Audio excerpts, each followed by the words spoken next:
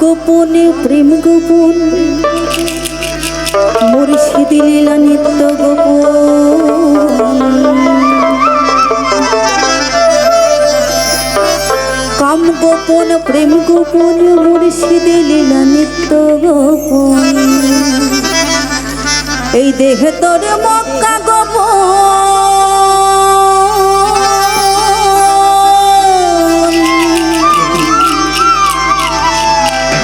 দেহে তোর মক্কা গোপন তা হইল জানা জানি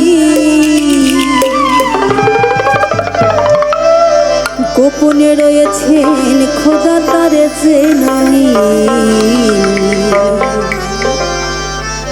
গোপনে রয়েছেন খোদা তারে চেনানি যা আছে বিশ্বব্রহ্মাণ্ডে তা আছে মানব খণ্ডে এই মানুষের মাঝে সব কিছু আছে শুধু একজন মুর্শিদের কাছে গিয়ে স্থানগুলো চিনে নিতে হবে যে আমি কোথায় কোন করণ করলে আমি স্রষ্টাকে পাবো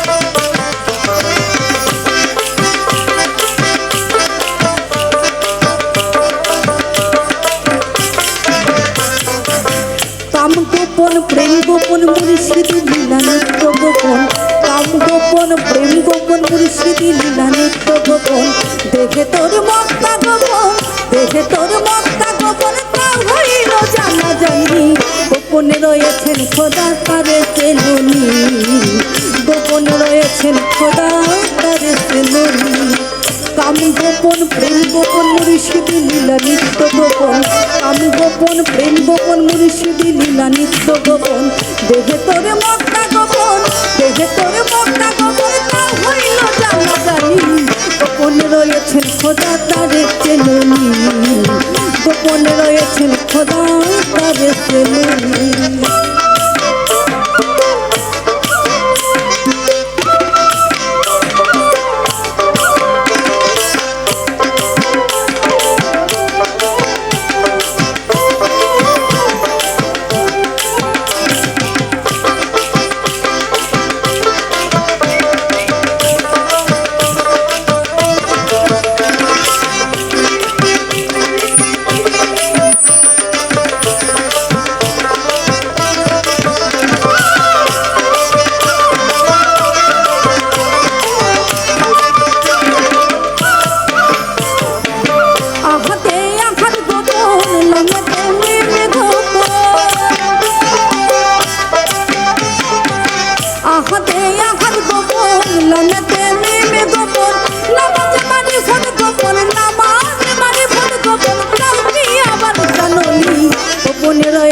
খোদা তারে চেনুনি গোপনে রয়েছেন খোদা তারে চেনুনি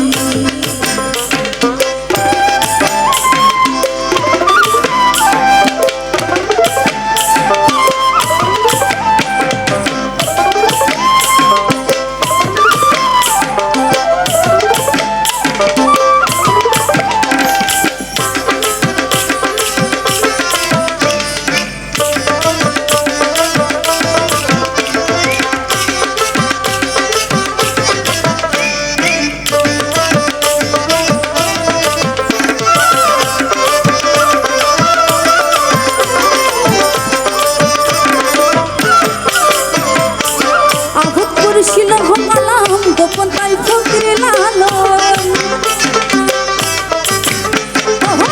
আহুত করছিল কালাম গোপন তাই ফকির লালন উপরে আল্লাহ গোপন উপরে আল্লাহ গোপন গুরু হইল বিশালী গোপনে রয়েছেন খোদা তারে চেনুনি গোপনে রয়েছেন খোদা তারে চেনুনি কাম গোপন প্রেম গোপন মুর্শিদি লীলা নিত্য গোপন কাম গোপন প্রেম গোপন মুর্শিদি লীলা নিত্য গোপন দেখে তোর মক্কা গোপন দেখে তোর মক্কা গোপন তোর হইল জানা জানি গোপনে রয়েছেন খোদা তারে কেননি গোপনে রয়েছেন খোদা তারে কেননি গোপনে রয়েছেন খোদা তারে কেননি গোপনে রয়েছেন খোদা তারে কেননি গোপনে রয়েছেন খোদা তারে কেননি গোপনে রয়েছেন খোদা তারে কেননি গোপনে রয়েছেন খোদা তারে কেননি গোপনে রয়েছেন খোদা তারে কেননি গোপনে রয়েছেন খোদা তারে কেননি। জয় গুরু। লালন সাঁইজির কোনো বাণী যদি আপনাদের শোনার ইচ্ছা থাকে অবশ্যই আদেশ করবেন। আমার এত বড় স্পর্ধা নেই অনুরোধ করার কথা বলবো, আপনারা আদেশ করবেন। আপনারা আমাদের মাথার মণি, আমরা আসলে দাসের ও দাস তার দাসযোগ্য নই। আপনাদের যদি লালন সাঁইজির গানের শোনার ইচ্ছা থাকে কোনো গান অবশ্যই আমাদের আদেশ করবেন, চেষ্টা করব। জয় গুরু।